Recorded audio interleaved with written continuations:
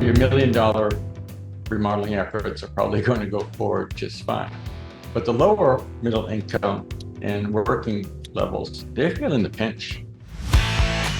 This is the one and only, the original podcast where you can find yours and your business's true value. You're listening to Our Value. Brought to you by America's Insulation Source, IDI Distributors. You want to hear from the best contractors, suppliers, and consultants that dedicate themselves to more than just survival in the business world? Industry professionals that are dedicated to excellence in every aspect of their business. Our Value has them all here to share that same motivation and knowledge with you. Tune in and grow a more successful, profitable, educated, and recognized business. Listen to the Our Value podcast to become the industry leader in your market. Find your value with Our Value. We have got a real treat today. One of my favorite, actually the best economist I have ever seen is with us today.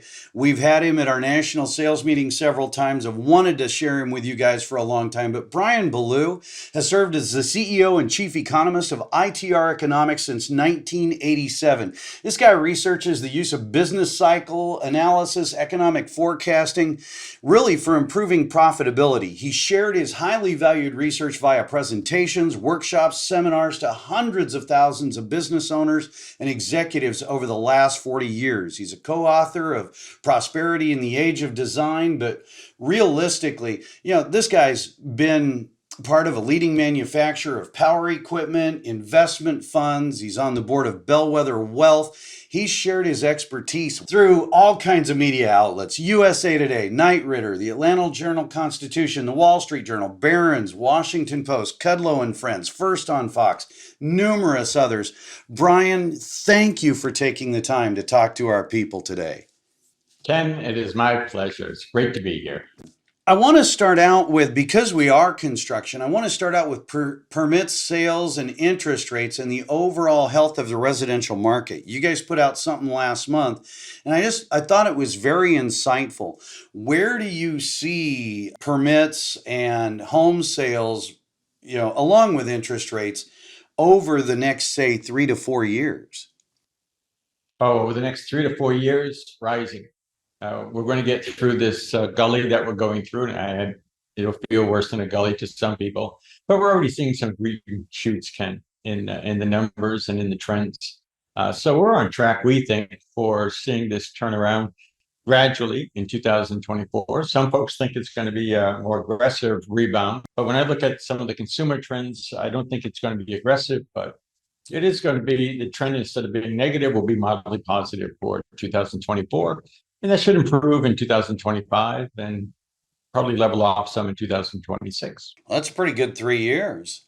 Now, when we look 6 months down the road, I know we have a lot of winds blowing our direction with the Inflation Reduction Act and things like retrofit. Do you think that housing will stay soft the rest of the year, or do you think the Fed might stop raising interest rates, or where do you see that part? Our dear Federal Reserve, aren't they so much fun? They're likely to push interest rates, or have had pushed interest rates up in July. And then they should be done. Let me put it that way. They may go one more time, just because they're trying to do the impossible, Ken. They're trying to bring down the cost of labor in a time when we still have a shortage of experienced, qualified labor. They're trying to drive down the price. And that means they will knowingly hurt the economy if that is their adamant goal. And if they're really adhering to their mandate is low inflation, full employment. Well, the consumer price index is down to 3.0% with the June data. And it is tracking lower and lower. And it's this overall consumer price index is going to reach their vaunted goal of 2 to 2.5%. They're focused on the core CPI. And what's odd about that is the Fed used to watch the core CPI because food and fuel would always run hotter than the rest of the economy. And therefore, they wanted to help the everyday person, but acknowledge that they couldn't do much about food and fuel pricing. Well, when the overall CPI is down, including food and fuel, the everyday person is feeling better, right? Where then at least it's not as hurting as they were before. Real incomes are still going up, which is great for the housing market. So instead of focusing on labor costs, which means people are bringing home the bacon, it does take care of their families. Why not just focus on the inflation as it impacts the everyday Joe of it? But so far, they've given no indication of doing that outside of the Atlanta Federal Reserve president. Although which is probably a longer answer than you wanted, but we think that they will be done raising interest rates.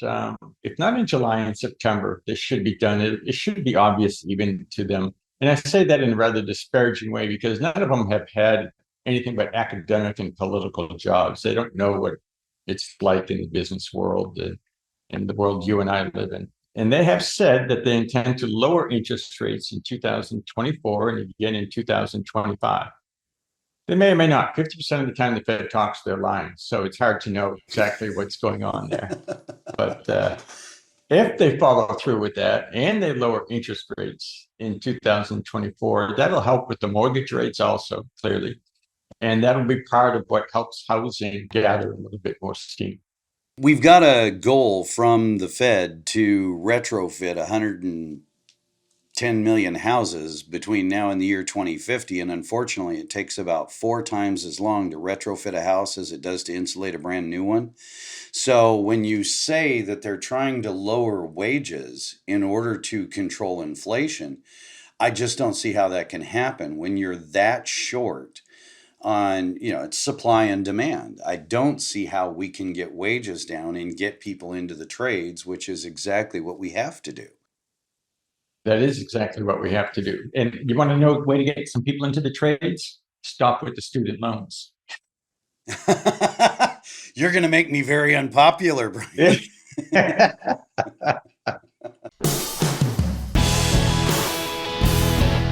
This shortage on housing inventory versus population, how do you see that play into all of this? 2 things. Because of the cost of housing and between the cost and the income levels, there's a great deal of disparity from one state to the next. This overall size of new homes is probably going to go down. But we saw entry-level homes essentially go away, right, during the 20-year period of very low interest rates. Well, they're going to have to come back. That's the only way young people are going to be able to afford to get into the housing market and get going on that track. And the other ramification is we think multifamily housing is going to continue to do very well because people are going to have a hard time getting into their homes because of the inventory and because of affordability. Now, when you say multifamily, are you saying multifamily for purchase, or do you believe the rental market is still going to be the stronger side of that? Oh, both. Rental market is going to be a strong side of the housing market, but we've been advocating to investors who want to listen to us that if you don't already have some of that multifamily rental market as part of your portfolio, talk to your financial planner. You really should have some of that in your portfolio. Really, for the next 8 years, it should be part of your portfolio. Good advice. Now, possible factors that may change what we're talking about. Do you see any, horizon events or things that may change what we're seeing in the trends you're talking about? In the time period that we're talking about, the only thing that would come to mind would be an escalation of the war in Ukraine. You never know what volatile people are going to do, right? It always makes me nervous. And the other side of it is China. China could not militarily take us on right now. Anybody who says otherwise is just propagating fear rather than looking at numbers. But by 2026, they'll be closer. And the Chinese are losing their economic might rapidly. They're currently number 2. They're going to stay number 2 for the long time. But any hope they had of catching the United States is now in the dust. It's never going to happen for them. So that's going to make them more militaristic, more bombastic. And that could lead to, I don't know whether it's the Spratly Islands or Taiwan or what. But Brother Alan, whom many of the listeners know, recently did a study on Hong Kong. And since the Chinese have gotten back into Hong Kong, not officially, but realistically, pragmatically, Hong Kong has stagnated and has lost all of its ability to grow, which is a nice microcosm of what communism and socialism can do to a country. So my point is, we saw it play out with Russia. When you're used to having an economy that's growing, that's important, and it no longer is, you become much more militaristic. And that's of concern because that can always disrupt trends. Now, do you see any trends more specific by region over the next couple of years here in the US? We follow the demographics all the time, right? So there are some states, and it's not really a region, but there are some states that are just losing people every year. California being one of them. Personally, I wouldn't be making much in the way of investments in real estate in California because their population is going down at the rate of about 1% over the last 4 years, and 40% of the people in California said they want to move out of California. So that's not a real strong endorsement for buying property in California. And West Virginia, Illinois, Mississippi, Louisiana, they're the same way. People are just leaving there. So you stay away from there. You go to the Carolinas, Texas, Nevada, Utah, even, the former poster child of growth, Oregon and Washington. Because of the high cost of living and because of certain other social elements, they're having trouble attracting people also. The fastest growing state in the union is Idaho. But figure that you got to know your math, right? Know the denominator, 5 families a year moving to Idaho. That's explosive growth. So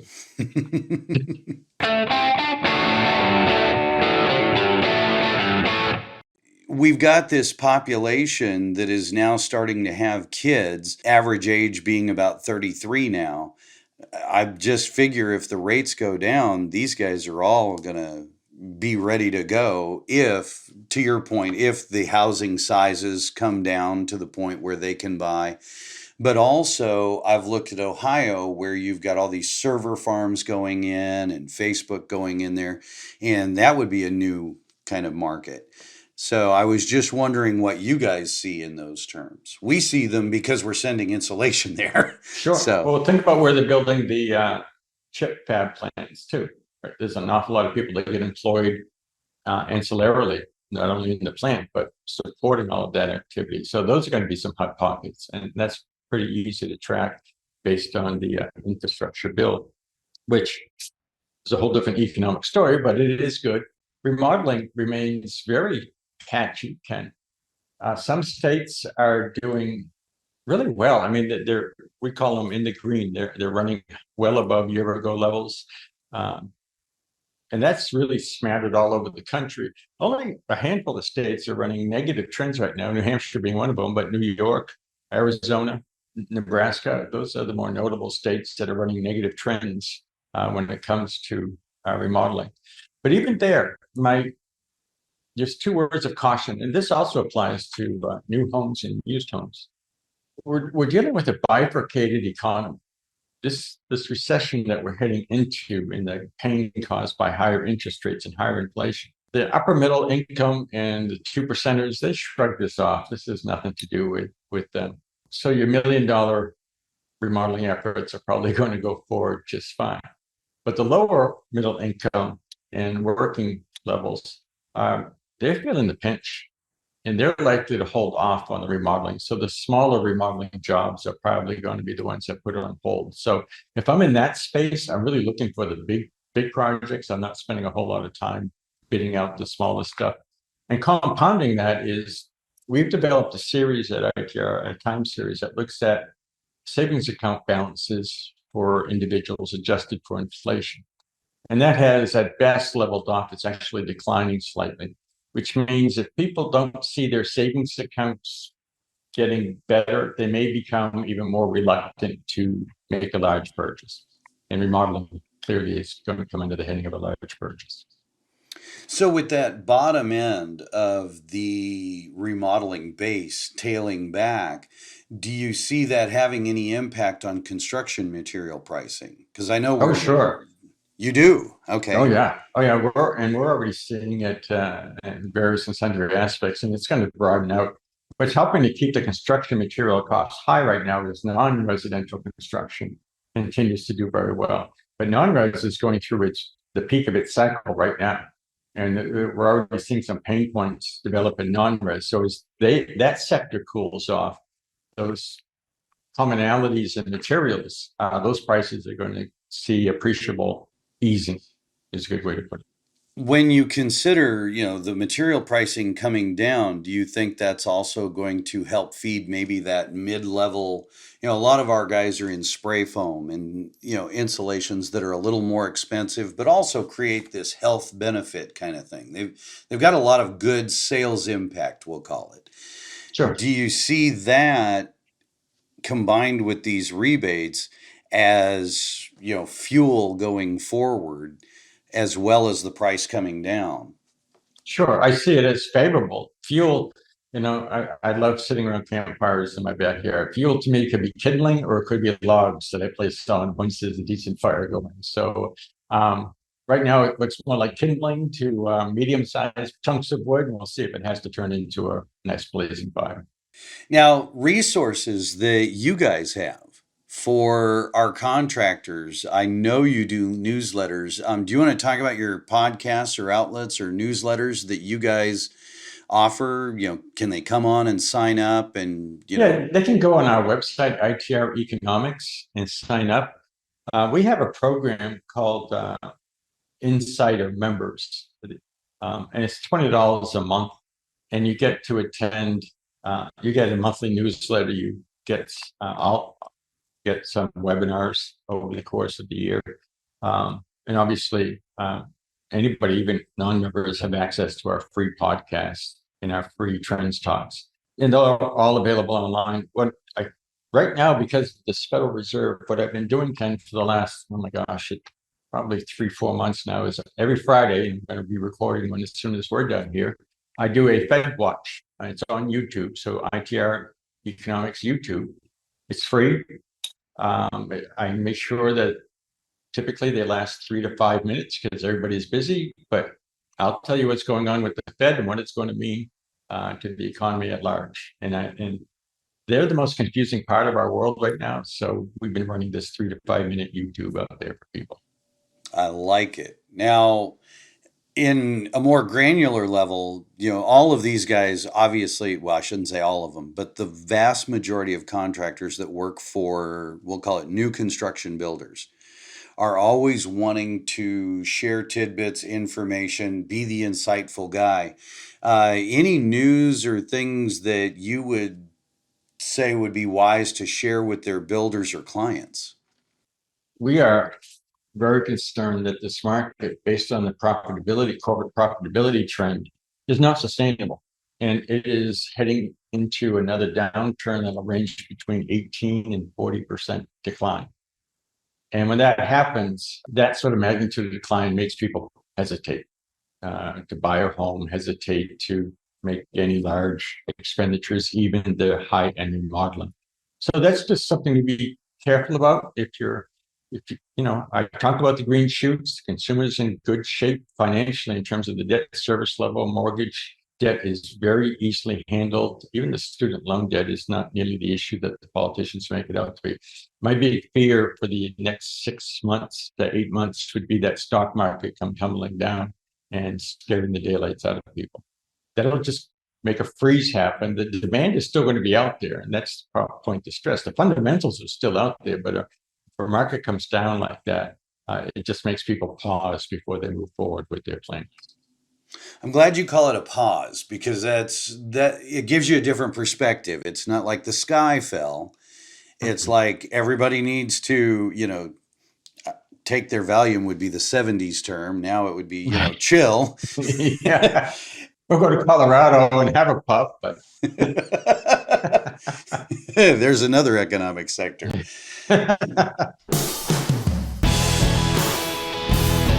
In closing, any best advice for their own investments, real estate ventures? I know you said absolutely multifamily, but or even in building their company value. If you're like me and I'm in my mid-60s and therefore part of that end of the boomers, if you don't have a very strong team behind you that can run the show without you, then your business valuation is not going to be there. You've got to have that in place, or else you're owning a lifestyle business. That's all. I love that. It's, the ability to have somebody cover what you're not there for as you decide you've got short timer syndrome is critical. Critical. And anybody who's coming to buy your business is going to be looking for that. And if you don't have that, then you're just going to be shutting down your business or selling it to people that are already in the business. And that's a lot less money, a lot more risk to the seller in a lot of circumstances. The only other thing along those lines is I recently reviewed for two of my kids that aren't working with me at ITR, their retirement programs. And both their companies have them in these archaic 401k programs that rely on mutual funds. So my message to you is, if you're getting a statement about your retirement program and there are mutual funds included, there's about an 80% probability that you're not making as much in your retirement fund as you could. And the only person really getting rich is the person who sold you that fund. So talk to your financial planner about beefing up that plan. Is there anything you see in the labor market that may create winds blowing our direction? Obviously, it's painful to get people into the trades. And I try and tell them you'd sleep better at night if you work harder instead of sitting at a desk. But, no knock on sitting at a desk, but... I tell them you'll be in a house that much sooner, and you'll have that boat that much sooner if you don't have that student loan hanging over your head. That's a fair statement. Demographically speaking, until we get a business-oriented immigration program here in the United States, something that makes sense to business people, not the politicians, we're not going to have the labor that we need. That's the long and the short of it. And in states like California, you're asking about regional issues. Their new immigration bill in Florida under DeSantis, the businesses are, what are you doing to us? You just told all of our immigrant people to be afraid and to get out of the state. And they are. They're going to Georgia. They're going to the Carolinas. They are leaving Florida because the governor has said, and the legislature has said, if a hospital treats you and you're not here legally, the hospital will lose all of its funding. All of its state funding is now gone. No hospital is going to risk that, right? This isn't stereotyping. The ethnic community frequently ties into the medical community. That's just part of how they run, right? So they're scared, and the hospitals are scared, and businesses are scared. I think it's going to be harder for people in Florida to find labor than in some other states. Probably getting a little easier in Georgia, as a matter of fact, and the Carolinas. Well, Brian, this has been great. Thank you so much for taking the time to come on the podcast. And for all of you out there, I really hope you jump online, check out ITR. They really do a great job. They care about what they do, and they are dialed in to the economic factors, the indicators. And as you can tell by listening to Brian, they don't really sugarcoat. What can I say, Ken? I have no life.